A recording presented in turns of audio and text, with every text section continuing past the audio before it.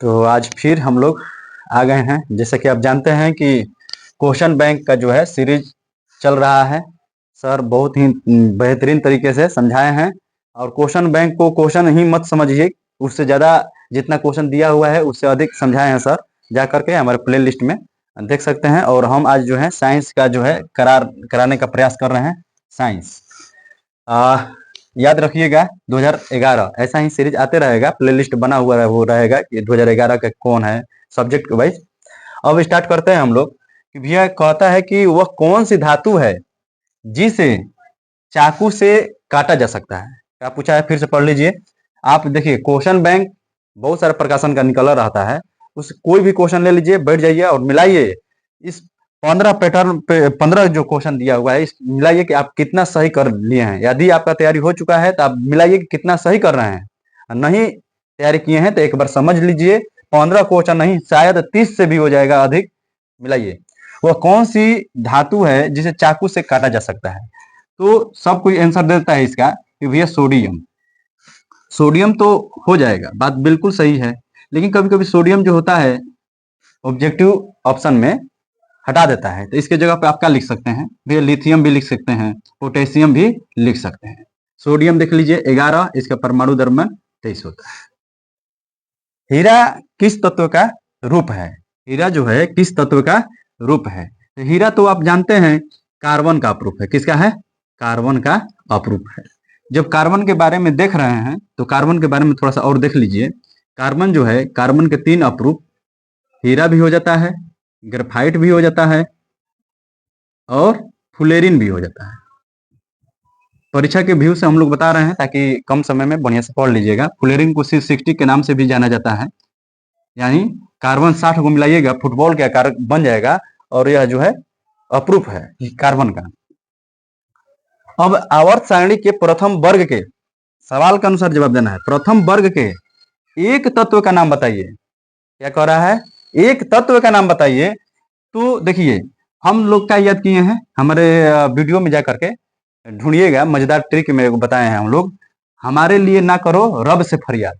ये जो है आवर्त सारणी के प्रथम वर्ग के तत्व हैं, चाहे वो कुछ भी हो सकता है। जैसे आप लिख सकते हैं हाइड्रोजन लिख सकते हैं, लिथियम लिख सकते हैं, सोडियम लिख सकते हैं, फिर पोटेशियम लिख सकते हैं। हमारे लिए ना करो रब से रूबियम लिख सकते हैं, फ्रेंसियम लिख सकते हैं। कोई भी एक तत्व लिख दीजिएगा, सही हो जाएगा। अब जो है समीकरण को संतुलित करें। ये क्या कर रहा है? समीकरण को संतुलित करें। हाँ, बहुत ही इंपॉर्टेंट सवाल रहता है। समीकरण को संतुलित करने के लिए कहता है, तो आप समझिए जरा। इसमें मिलाना होता है कि कौन सा तत्व जो है उसके कितने परमाणु दिया हुआ है, उसके आगे जो है कितने संख्याओं का जो है निर्धारित किया गया है। तो हम लोग देखेंगे एल्युमिनियम Al, एल्युमिनियम है, Al2 है। तो हम लोग देखेंगे कि एल्युमिनियम इधर कितना है, तो एल्युमिनियम है 3 दूना 6, इधर एल्युमिनियम कितना है, तो दो ही है। तो इसमें कितना की जरूरत पड़ेगा? 3 की जरूरत पड़ेगा। तो इतना फिलहाल कितना हो गया, तो हम लोग देखते हैं Fe2 Fe2 Fe2O3 प्लस में 3 दूना 6, एल्युमिनियम तीर का चिन्ह 3Al2O3 प्लस में Fe2। अब फिर मिलाएंगे। ये तो हमने फिक्स कर दिया, संतुलित कर दिया। फिर गबड़ा कौन रहा है, तो फिर देखेंगे ये 2 है, ये 2 है। फिर समझेंगे कि ये जो है ऑक्सीजन जो है 3 3 9 है, तो यहाँ से 3 से गुणा करना पड़ेगा। और 3 से जब ही गुणा करेंगे तो 3 दूना 6 हुआ, फिर यहाँ भी 3 से संतुलित करना पड़ेगा। तो कुल समीकरण में क्या क्या बदलाव हुआ, तो देख सकते हैं समीकरण में बदलाव हुआ। 6 यहाँ पर हुआ, 3 यहाँ पर बैठा हुआ है, और फिर 3 यहाँ पर बैठा है। तो ये जो है संतुलित किया गया सही से। अब कह रहा है कि लोहा ऑक्सीजन से संयोग कर क्या बनाता है। लोहा जो है हाइड्रोजन, ये तो सही है, सही है, सब सही है। अच्छा, सोडियम जो है, सोडियम का जो है संकेत Na, जो कि यहाँ पर बताए ही हैं। और लोहा ऑक्सीजन से संयोग कर क्या बनाता है। तो लोहा देखिए यहाँ पे जो होता है लौह ऑक्साइड, कहीं कहीं लिखा रहता है लौह ऑक्साइड। लौह ऑक्साइड क्या लिखा हुआ है? लौह ऑक्साइड, या इसी को कहीं कहीं आयरन ऑक्साइड भी लिखा रहता है, आयरन ऑक्साइड। आयरन ऑक्साइड, याद रख लीजिएगा। और अगला सवाल, हरे पौधों में किस घटक के अभाव में प्रकाश संश्लेषण संभव नहीं है? प्रकाश संश्लेषण के लिए आप जानते हैं कितने तत्वों की आवश्यकता पड़ती है, मिलाइए तो। देखिए आप कहिएगा 4 तत्व, 4 तत्व। तो आखिर कौन है 4 तत्व? तो आप कह लीजिए जल, जिसका सूत्र होता है H2O। आप कह लीजिए कार्बन डाइऑक्साइड, कार्बन डाइऑक्साइड जिसका सूत्र होता है CO2। फिर कहिएगा क्लोरोफिल सर, क्लोरोफिल, क्लोरोफिल जिसको हम लोग पर्णहरित के नामों से भी जाना जाता है, जानते हैं, पर्णहरित, पर्णहरित। और चौथा जो है सूर्य के प्रकाश, सनलाइट। अब समझिए, ये प्रश्न कह रहा है कि हरे पौधों में, पौधों में पूछ रहा है, तो पौधा में क्या होता है? क्लोरोफिल, यानी पर्णहरित नहीं रहेगा, तो ये जो है संभव नहीं है। दो तंत्रिकाओं के मध्य खाली स्थान को क्या कहते हैं? तंत्रिका तंत्र आप देखे होंगे, ये जो संरचना होती है, ये डेंड्राइट्स निकला रहता है, बीच में केंद्रक होता है, साइटोन के नाम से भी ये जाना जाता है। अब समझिए, कह रहा है कि दो तंत्रिकाओं के मध्य खाली स्थान, फिर इसके अंदर फिर एक और जुड़ा हुआ रहेगा यहाँ पे, तो उसको क्या कहेंगे? या तो मध्य खाली स्थान को, इसको डायरेक्ट याद कर लीजिए, इसको कहते हैं सिनेप्स, सिनेप्स या सिनेप्टिक दरार भी कहा जाता है। क्या कहा जाता है? सिनेप्टिक दरार या सिनेप्स भी कहा जाता है।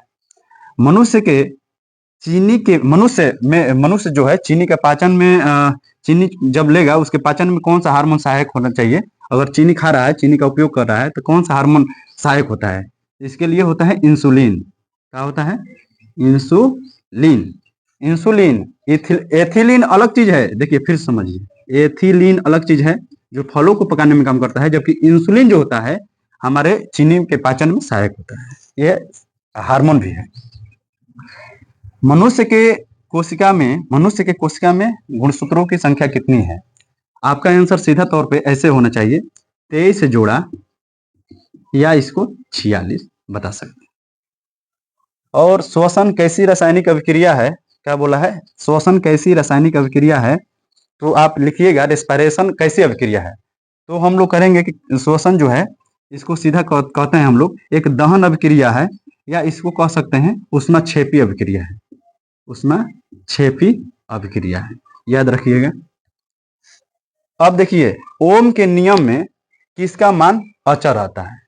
तो बहुत ही इंपॉर्टेंट सवाल रहता है, फिजिक्स का क्वेश्चन है। ओम के नियम में किसका मान अचर होता है? इसमें सीधा तौर पे देखिए, अचर का होता है कांस्टेंट मान, और यह जो होता है ताप, टेम्परेचर का जो है मान, टेम्परेचर का जो मान है एकदम अचर रहता है। और यहाँ पर सीख लीजिए, एक सूत्र बड़ा ही इंपॉर्टेंट रहता है, हर सवाल हर बोर्ड में जाकर, मतलब बिहार बोर्ड के प्रत्येक साल के पेपर में जाकर मिलाइए, ये लोग क्वेश्चन जरूर देता है, V = IR, भले ही घुमा करके दे, लेकिन ये बहुत ही इंपॉर्टेंट होता है, इसको बदल करके आप याद कर लीजिएगा। विद्युत शक्ति का एसआई मात्रक, एसआई मात्रक क्या होता है? विद्युत शक्ति पूछ रहा है, तो विद्युत शक्ति का जो है एसआई मात्रक वाट कह लीजिएगा। क्या कह लीजिएगा? वाट कह लीजिएगा। और P बराबर यहाँ पे जो होता है VI हो जाता है, याद कर लीजिएगा। कभी कभी न्यूमेरिकल भी दिया रहता है तो बन जाएगा। लेकिन आपसे सवाल है कि W किसका संकेत है? W जो है संकेत किसका है? अंत में हम जवाब देंगे इसका, तब तक आप दिमाग में बैठा लीजिए कि W जो है किसका संकेत है और इसको किस नामों से भी जाना जाता है। हम जानते हैं W इसको दर्शाया जाता है, लेकिन हम संकेत पूछे हैं, केमिस्ट्री में संकेत पूछे हैं, ठीक है। स्पष्ट दृष्टि की न्यूनतम दूरी कहता है। तो देखिए, ये बहुत ही आसान है, बच्चा लोग सबको याद कर लेता है, लेकिन ऑप्शन में गड़बड़ा जाता है। 25 सेंटीमीटर आंसर सही है, बिल्कुल सही है, लेकिन ऑप्शन पर टिक लगाने से पहले या रंगने से पहले, गोले में भरने से पहले हम लोग क्या करते हैं कि 25 मीटर कहीं लिखा रहता है, उसको हम क्लिक कर देते हैं, लिख देते हैं, पता चलता है कि वो, तो ध्यान से सेंटीमीटर होना चाहिए ना। और देखिए, न्यूनतम दूरी 25 सेंटीमीटर और अधिकतम दूरी पूछ देवे तो अनंत इसका आंसर होता है। बायोगैस का प्रमुख घटक क्या है? बायोगैस, बायोगैस, गोबर गैस, इसका नाम दूसरों का है गोबर गैस। तो गोबर गैस का जो है प्रमुख घटक जो है मीथेन हो जाता है, जिसका सूत्र आप बताइए, फिर से बताइए। बता सकते हैं? हाँ बिल्कुल, आपको याद है, हम जानते हैं, अब तो बोर्ड जो है बोर्ड की तैयारी कर लिए होंगे, तो डायरेक्ट आंसर दीजिए मीथेन। अब वन संरक्षण का एक प्रमुख उपाय बताइए। अच्छा, वन संरक्षण कैसे हो सकता है? तो हम वन को रोपेंगे, इसलिए इसका आंसर सीधा हो जाएगा क्या? वन रोपण। वन रोपण, पुनः रोपण, पुनर्रोपण आंसर हो सकता है। अब समझिए जरा, ऐसे जो पहले 2011 में एकक नंबर वाला क्वेश्चन हुआ करता था, जो कि ऑब्जेक्टिव के रूप में ही काम करेगा, ये इतना आया हुआ था। अब आपके बीच में जो है बहुत सारा क्वेश्चन करा देते हैं। दीजिए सर, किताब है? तो 2011 के क्वेश्चन बैंक निकाल लीजिए, देख लीजिए कि इसमें एकक नंबर के साथ, हाँ, 2 नंबर ये भी पूछता था और 5 नंबर के सवाल भी पूछता था, जो कि अभी नहीं करा रहे हैं। पहले देख लीजिए, 1 नंबर से फाइट कीजिए, फिर हम लोग बताते हैं, उसको बताएंगे हम लोग। सवाल नंबर कह रहा है पहला, आप लोग मिला लीजिए, निकाल करके निकालिए। सवाल कह रहा है, जल्दी जल्दी में देखते हैं। हीलियम कैसा तत्व है? ऑप्शन में दिया हुआ है अक्रिय, क्रियाशील, उदासीन, सक्रिय। तो इसका आंसर सीधा तौर पर क्या हो जाना चाहिए? क्या हो जाना चाहिए बताइए? अक्रिय होगा कि नहीं होगा? अक्रिय होगा। क्या हो जाएगा? अक्रिय, या इसी को कहा जाता है निष्क्रिय। दूसरा में कह रहा है कि जल में हाइड्रोजन तथा ऑक्सीजन की परमाणु संख्याओं का अनुपात कितना है? तो देखिए, जब भी कह देवे कि जल में, तो जल में देखिए हाइड्रोजन के लिए कितना? 2, ऑक्सीजन के लिए कितना? 1, तो 2:1। जहां दिखे 2:1 मार दीजिएगा।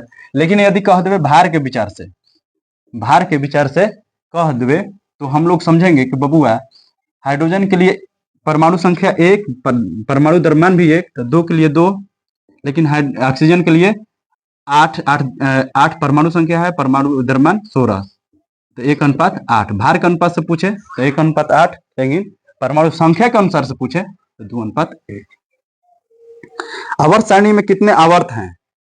आवर्त सारणी में देखिए, आप समझ लीजिए, आवर्त सारणी में ऊपर वाले को दर्शाया जाता है वर्गों के नाम से, जो कि 18 है, और कितने हैं आवर्त? 7 है।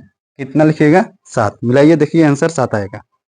सिलिका क्या है? अगर सिलिकॉन पूछ देता तो हम लोग उप धातु कहते, लेकिन अगर सिलिका पूछा है तो इनमें से कोई नहीं, क्योंकि सिलिका जो है एक यौगिक है। सिलिका क्या है? यौगिक है। बहुत ही इंपॉर्टेंट सवाल बना रहता है, सिलिका लिखा रहता है, हम लोग सिलिकॉन समझकर इसका उपधातु आंसर मार देते हैं, जो कि गलत दे देता है। और देखिए, इसमें एक सवाल दिया है -OH, यानी दोनों ओर लिखा हुआ है, ये किसका जो है संकेत दिया हुआ है अभिक्रिया समूह में? तो हम लोग समझेंगे इसका। जो ऑप्शन पढ़िए, एक में दिया है कीटोन, ऑप्शन फिर दिया हुआ है एल्डिहाइड, एल्कोहल। तो देखिए, तो एल्कोहल ग्रुप से तो है बिल्कुल, एल्डिहाइड नहीं होगा, एल्कोहल होगा। क्या होगा? Alcohol, alcohol.